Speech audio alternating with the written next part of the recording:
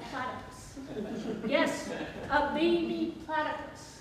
And I read about this miraculous creature, one of the most unusual amphibious mammals, with its closable groove that is able to shut both its eye and ear upon dives into dark and turbid waters, its electrosensor-filled bill that enables it to locate prey in this water, the horny pads that it uses to chew the larva that it gathers rather than teeth.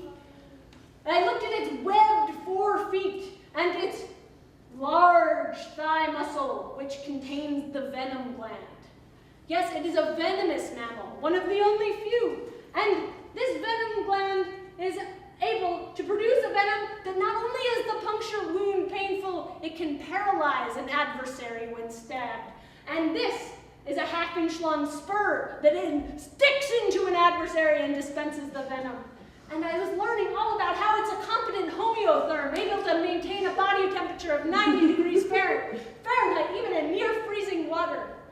And I learned that indeed it had a burrow, that it frequently lived in a riverbank. And they used this burrow perhaps for hibernating. The research is still out. And also for mating, which is known as having a strangely musical tone that is emitted during mating. Yes, and also for nesting, because they lay 1 egg, the females do, about twice per year. And the average platypus is able to have a 15-year lifespan from birth to death. It sports its own unique species of tick and is found only in Australia. And I read this last line again, found only in Australia. And it was at this point that I looked at the globe. And I looked at, here we were in Bermuda. And I turned the globe over, and on the exact opposite point of the globe was Australia. And at the time, I didn't know there was a word for this. But indeed, it is the antipod, or antipode, depending on how you like to say it. If you find a spot on the globe, any spot on any globe, and drill it directly through the earth, drawing a straight line to the other side, you have located the other spot's antipode. Antipode. You have found 2 spots that are antipodal. And indeed, I had done this, closing the volume, the P volume of the encyclopedia. I placed it back up on the shelf and realized that this platypus was Paula. I'd always wondered why there were 2 A's. It became I kept the platypus warm and safe all that night, and in the morning was the first one aboard the bus to the salt mine. And when I got there, I showed Luis Paula, and he was quite impressed. And we agreed that if something so impossible and unlikely seeming as the platypus was able to exist, then anything was possible. And with that, I told him that I may not return. These goat legs were serving me quite well, and I was going to return Paula to her parents so as not to make her an orphan in the same way I had become one. And so I began digging. And friends, this is but a paltry representation of the length of the tunnel that I dug. And I had to dig and dig and dig and dig, and I was digging and digging and digging and digging and digging until finally I got to the platypus burrow. And they were not making that magical mating sound to which I'd been so drawn. No. They began to hiss upon seeing me, and they were waxing their venomous spurs coming towards me, and I quickly deposited Paula in her nest, and then darted through,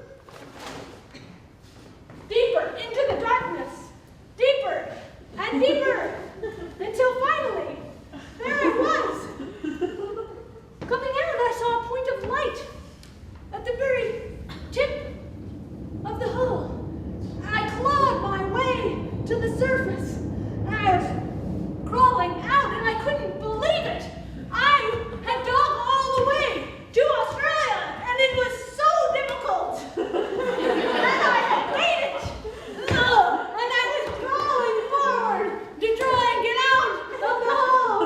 And it was incredible that I had come to Australia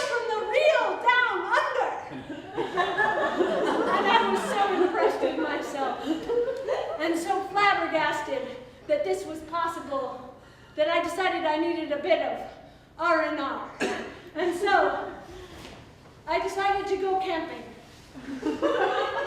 on one of many of Australia's lovely mountainscapes.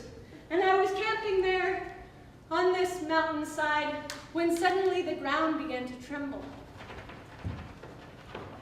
And I realized this is not a mountain, this is a dormant volcano. And then quickly, I realized this is not a dormant volcano, this is a very active volcano. And with that, lava began to spill down the side of the volcano, and billows of sulfurous smoke were oozing out of the top. And then I watched as a small pink rectangle flew through the top. And I ran and I caught it. And indeed, it was one of the exact soaps from the hotel in Bermuda where I had stayed with my parents. And I realized that yes, indeed, there was a portal. And not only was it capable of getting there through the platypus burrow, but this was perhaps a more direct route even. And that it was my duty to go and let Luis know that there was a way out. And so I called into the top to let him know, Luis!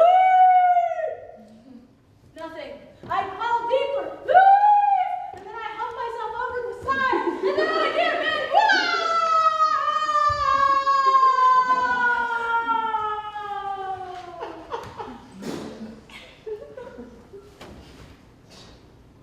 Postscript.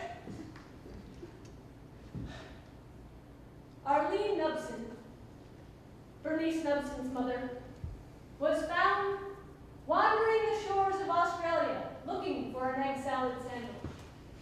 Gary Nubson, Bernice's father, was living outside of Sydney in a suburb working as a vacuum repairman. And Luis, yes, Luis made it out the other side. And friends, this question leaves us with this. What is the antipode of Reykjavik, Iceland? Is it Chicago? No, thank goodness. Thank you.